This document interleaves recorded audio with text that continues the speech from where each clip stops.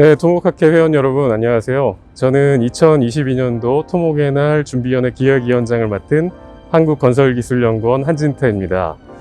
오늘 토목학회 회원 여러분들을 대표해서 한양도성 순성을 하기로 했는데요. 먼저 한양도성과 저희 토목의 날과 어떤 관계가 있는지 좀 말씀드려야 될 것 같습니다. 많은 분들이 모르실 것 같아서 우선 토목의 날이 3월 30일인 거는 다들 알고 계실 겁니다. 한양도성이 1398년 음력으로 3월 3일 날 완공이 되었습니다. 그거를 양력으로 변환을 하면 3월 30일이 되는데요. 그래서 600주년이 되는 1998년 3월 30일을 저희 토목의 날 1회로 정해서 지금까지 행사를 진행하고 있습니다. 그러면 저와 함께할 사무국지원분과 대학생위원회 대표 그리고 해설사님을 소개해 드리도록 하겠습니다. 네, 안녕하세요. 토목학회 황혜선 대리라고 합니다. 오늘 잘 부탁드리겠습니다. 네, 안녕하세요. 저는 대한토목학회 대학생위원회 김솜희입니다. 안녕하세요. 대한토목협회 회원 여러분 반갑습니다. 저는 서울 KYC 소속 도성길라잡이 이순입니다. 여긴 어느 곳인가요? 최초로 서양식 근대교육이 이루어진 기지학당이 있던 곳입니다. 1885년 아펜젤레에 의해서 세워진 영어학교고요. 한옥에서 2명의 학생을 가르친 것이 교시가 되었습니다. 그 후에 영어와 신학문을 배우기 위해서, 서양 학문을 배우기 위해서 학생들이 정말 많이 몰려들었고요. 1887년에는 고종께서 배제학당이라는 교명과 그 다음에 현판을 내려주셨습니다. 정답이죠. 배제학당이 나중에 배제중학교, 배제고등학교, 그다음 대학교까지 이렇게 갔지요. 그 중에 배제중고등학교가 강동으로 이사를 가고요. 오로지 배제학당 본관 건물만 이곳에 남아서 역사박물관의 역할을 하고 있습니다. 여러분, 이곳에 서양식 근대교육이 시작된 곳이잖아요. 1883년에 이곳에 가장 먼저 미국 공사관이 들어섭니다.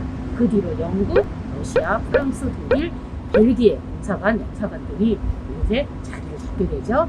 그리고 선교사, 의사 등 외국인을 위한 주택이 지어지고요. 그리고 그들에 의해서 정동교회, 그리고 러시아 종교회, 성공의 성당 등 종교학 시설과 그리고 배제학당, 의학당 등 학교가 세워지게 됩니다.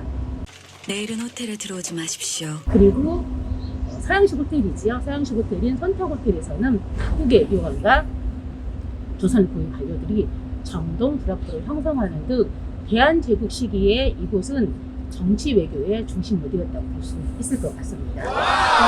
드라마 미스터 선샤인의 시대적 배경지가 이곳이었겠네요. 네, 맞습니다. 적절한 그런 비유를 들어주셨어요.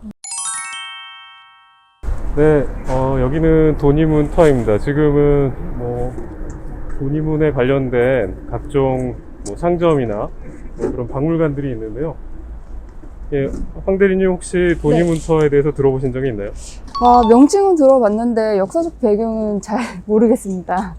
도니문은 한양도성의 서쪽에 있는 큰 대문입니다. 보통은 도니문으로 불렸고요. 서대문이라는 이름을 훨씬 더 일반 시민들은 많이 알고 계시지요. 근데 원래 이 자리가 아니었고요. 1396년에 한양도성이 처음으로 수축이 되잖아요. 그때는 사직동에서 독립문으로 넘어가는 그 고갯길에 있었고요. 그 후 여러 차례 자리를 옮겨지게 됩니다. 그러다가 1422년 세종 때에 한양도성을 대대적으로 그때 바로 정동 사거리에 자리를 잡아서 500여 년 동안 제자리를 지켰던 문이 바로 도니문입니다. 근데 사실 도니문이 500여 년 동안 운영을 유지하면서 제자리를 지켰다고 했지요. 그런데 안타깝게도 1915년에 전차가 단선으로 다녔었거든요. 그것을 복선한다는 명목하에 도니문을 철거해버렸고요. 그리고 아마 그때 당시에 도니문하고 성벽 연결됐던 성벽도 해철되지 않았을까라고 추측하고 있습니다. 근데 안타깝게도요, 지금 현재 도니문이 어느 자리에 있었는지 정확하게 알지 못합니다. 단지 여러분 아까 저희 횡단보도 건너셨지요. 그리고 그 가운데 노란색 삼각형 이래 선 보셨나요? 그 자리가 아마 도니문의 터일 것이다 라고 추측하고 있고요. 아쉽게도 한양도성 4개의 대문 중에 유일하게 이름으로만 남아있는 문이 도니문이라고 보시면 될 것 같습니다. 여러분, 제가 좋아하는 말이 있습니다. 한번 들어보시겠어요? 네.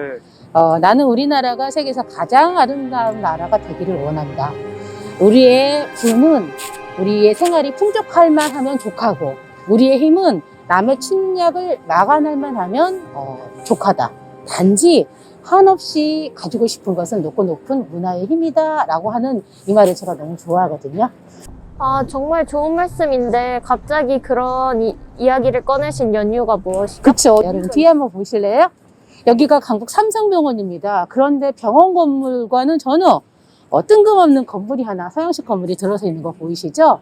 이곳이 여러분 잘 아시는 백범 김구 선생님께서 머물렀던 그 경교장이라는 곳입니다. 이승만 대통령의 이화장, 김규식 선생의 삼청장, 그리고 김구 선생님의 경교장이 3대 장으로서 가장 유명하고요. 죽첨장이라는 일본식 이름을 가진 건물이고요. 이 건물의 주인은 일제강점기에 금강업으로 엄청난 부를 축적했던 최창학이라고 하는 사람의 만든 서양식 건물입니다. 8월 15일 광복이 되고 난 후에 최창학이 잽싸게 김구 선생님한테 이 숙소를 제공하는 겁니다.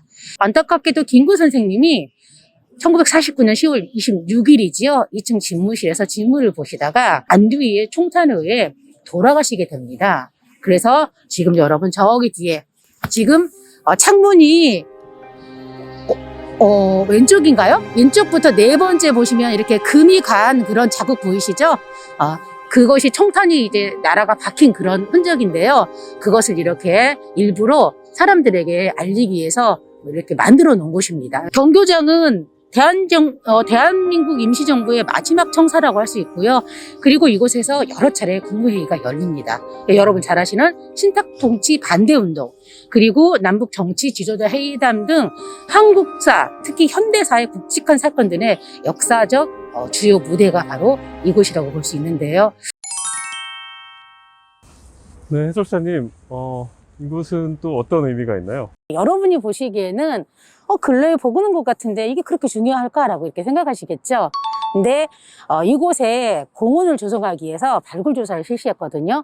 근데 그때 생각지도 않게 태조와 세종과 순조 때 세 가지 다른 축성 방식의 성벽이 나타난 겁니다. 한양도성의 축조 시기를 저희가 한 4시기로 나누거든요. 한양도성은 첫 번째 1396년에 태조 때 축성이 되지요. 그때는 높은 곳은 석성, 낮은 곳은 그리고 얕은 야산에는 토성이 세워졌고요. 여러분 잘 아시는 것처럼 자연석을 그냥 불규칙하게 이렇게 올렸기 때문에, 쌓아 올렸기 때문에 대열이 정돈되지 않은 모습입니다. 세종년간에는 한양도성 전 구간이 석성으로 바뀝니다. 그리고 자연석을 약간 다듬게 되지요. 그리고 아래쪽은 큰 돌을, 이쪽은 점점 작은 돌을 이렇게 쌓게 되고요. 그때 세종 때에는 배열이 이렇게 정돈되는 그런 모습을 볼 수 있습니다. 그리고 훌쩍 뛰어넘어서 숙종 때가 됩니다. 숙종 때는 이 면석 자체가 규격화됩니다. 숙종과 순조는 축조 방식은 같대. 조선 후기에 들어와서는 한양도성의 이런 축성술이 훨씬 더 견고해졌다, 발전됐다라고 이렇게 말씀드릴 수 있습니다. 여기 앤틱한 집이 하나 있네요. 사람이 사는 곳인가요? 등성이 정말 좋으신데요. 이곳은 현재 사람이 산다기보다는 우리가 잘 알고 있는 홍남파라고 하는 작곡가시죠. 작곡가가 살았던 집입니다. 고양이 봄 작곡하신 분. 맞습니다. 나라에 이른 서름을 노래로서 달려준 조선의 천재 작곡가라고 알려져 있습니다. 그런데 안타깝게도 친일로 돌아섭니다. 근데 이 건물을 보면 벽돌집이네요. 독일계 선교사들이 살았던 집이고요. 1930년대에 서양식 주택의 구조를 너무 잘 보여주는 주택이라 해서요. 국가등록문화재 제90호로 등록돼 있습니다. 네, 안타까운 거는요. 홍남파 바로 가옥 위에 건물 보이시죠? 이 건물에는요. 베델이라고 하는 사람이 살았던 집터이자 그리고 대한매일신보의 사옥이 있던 곳입니다. 승이란 이 한국인의 집은 그대로 보존돼 있고 항이란 그 베델의 집은 현재 사라지고 없는 그런 아이러니를 또 여기서 볼 수 있어서 마음이 약간 좀 씁쓸한 것 같습니다. 우와, 말로만 듣던 계단 코스 시작인가요? 네, 맞습니다. 와, 우리 조금만 쉬었다 가면 안 될까요? 그럴까요? 요즘 핫플레이스가 어디일까요? 플레이스? 인왕산이 요즘 핫플레이스입니다. 우리나라 100대 명산 중에 하나로 선정됐고요. 야경을 찍어서 뭐 SNS에 올리거나 이런 핫플레이스이고요. 조선시대에도 사실은 핫플레이스였습니다. 그래서 봄에는 꽃놀이 오는 사람들로 북적거렸고요. 여름에는 수성동 계곡에서 이제 탁족을 즐기면서 선비들이 시원한 피서를 보냈겠지요. 그렇게 아름다운 이 인왕산이 또 호랑이로도 유명한 산입니다. 올해 호랑이인데 오길 잘했네요. 호랑이 기운을 잔뜩 받아가야겠어요. 호랑이는 우리나라에서는 산신으로 추앙받지요. 까치와 호랑이처럼 친근한 이미지도 갖고 있습니다. 그래서 산신으로 추앙받는 여러분이 바라는 소망과 그리고 친근한 이미지의 호랑이의 기운을 얻어서 올 한 해 대박 나시기 바랍니다. 이제 우리 한번 올라가 볼까요? 예, 올라가 보시죠. 예.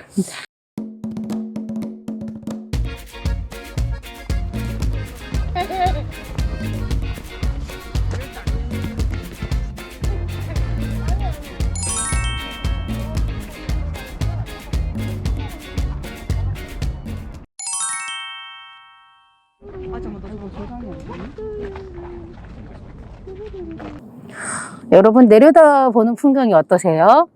아, 굉장히 멋진데요? 장관이네요. 그치요. 이렇게나 높은 길을 무사히 오신 여러분 정말 멋지십니다. 아까 올라오시면서 구불구불한 성벽들 보셨지요? 이렇게 성벽을 구불구불하게 쌓는 이유는 뭐 지형의 이유도 있지만요. 구불구불하게 쌓은 이 곡선이 훨씬 더 안정적이고 견고함을 가져다 주기 때문입니다. 역시 직선의 형태보다 곡선의 형태가 하중을 더 잘 지지하네요. 네, 맞습니다. 한양도성의 매력은 이것뿐만이 아닙니다. 아까 여러분 곡성을 내려다보셨던 범바위 기억하시나요? 네. 네, 범바위가 굉장히 큰 하나의 암석입니다. 근데 이 범바위는 한양도성의 성벽의 일부가 되어서 한양도성에 이렇게 포함되어 있는 모습을 볼 수 있고요. 도성의 곳곳을 이제 보시면은요, 이렇게 바위가 성벽의 기단이 되기도 하고요. 또 성벽의 일부가 되기도 하는 그런 자연스럽게 동화되어 있는 모습을 볼 수 있습니다. 인왕산 정상에서는요, 조선에서도 한양의 특성과 형성 원리를 살펴볼 수 있습니다. 한양은 인구 10만이 거주할 수 있도록 계획하여 설계한 계획도시입니다. 아무것도 없는 도읍지로 옮기기 위해서는 이곳에 모든 기반 시설을 갖춰야 되는 거겠죠. 그러기 위해서 고려되었던 게 유교적 전통과 그리고 풍수질입니다. 풍수학에서 가장 중요하게 생각하는 것은요, 산이 에워싸고 물을 쉽게 이용할 수 있는 곳입니다. 쉽게 말하면 군사적인 방어 목적과 백성의 실생활에 가장 중요한 필수 요소인 거죠. 한양은 그런 모든 조건을 충족한 천혜의 땅이라고 볼 수 있습니다. 이곳은 윤동주 시인을 기리는 윤동주 문학관입니다.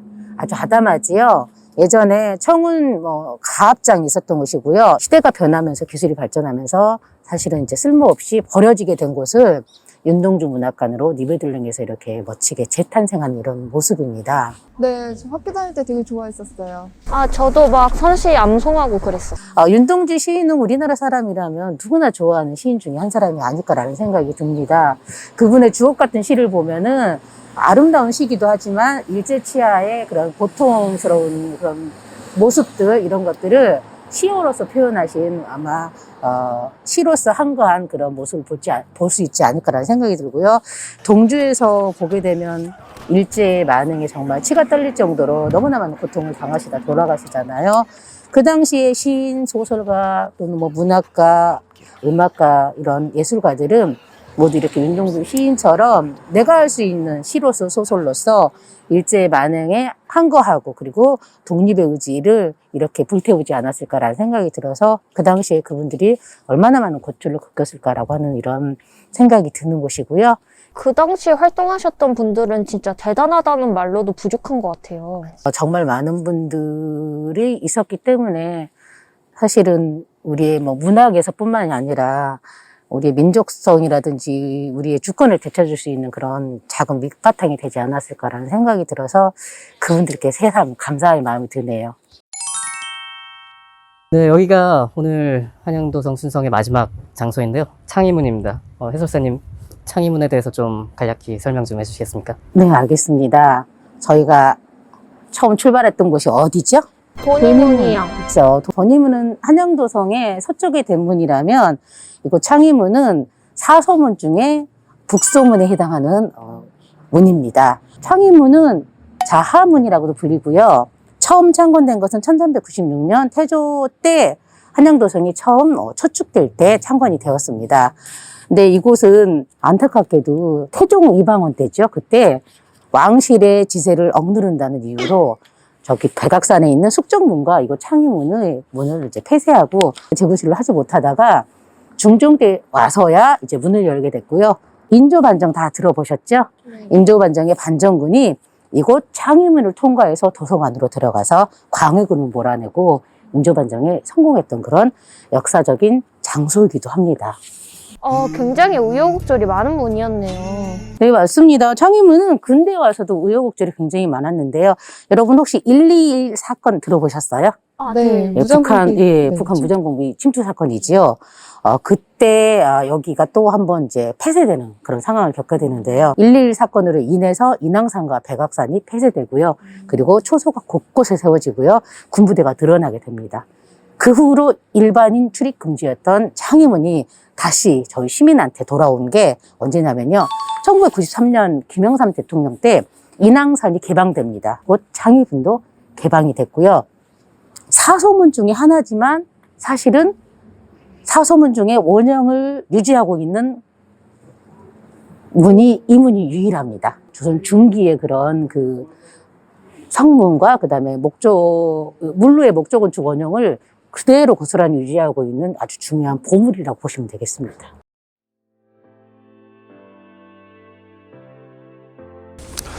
네, 오늘 이렇게 한양도성 순성을 같이 했는데요. 드디어 끝나게 됐습니다. 오늘 10시부터 만나서 지금 4시간 동안 같이 걸으면서 많은 걸 듣고 느꼈는데요.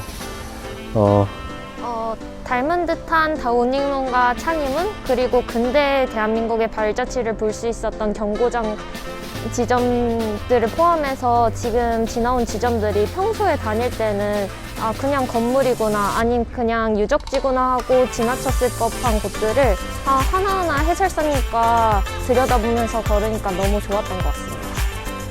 한양도성이 600년 역사도시 서울을 상징하는 도시 성곽이잖아요. 성곽으로서는 가장 규모가 크다고 합니다. 한양도성을 우리가 어떻게 보존하고 어떻게 공유하고 어떻게 유지해야 될지는 정답은 없습니다. 그러나 한양도성이 그냥 죽어있는 사적지로서 뿐만이 아니라 살아 숨쉬는 그리고 사람들의 이야기가 함께하는 유적지로서 그다음에 문화유적으로서 계속되길 바라고요. 그런 일들을 아마 여러분들이 해주시지 않을까 싶어서 너무 뿌듯하기도 합니다. 고맙습니다. 네, 감사합니다. 네, 오늘 이렇게 저희가 토목학회 회원 여러분들을 대표해서 저희 몇 명만 이렇게 한양도성 순성을 했는데요. 내년 토목의 날 행사에는 다 같이 함께 할 수 있었으면 좋겠습니다.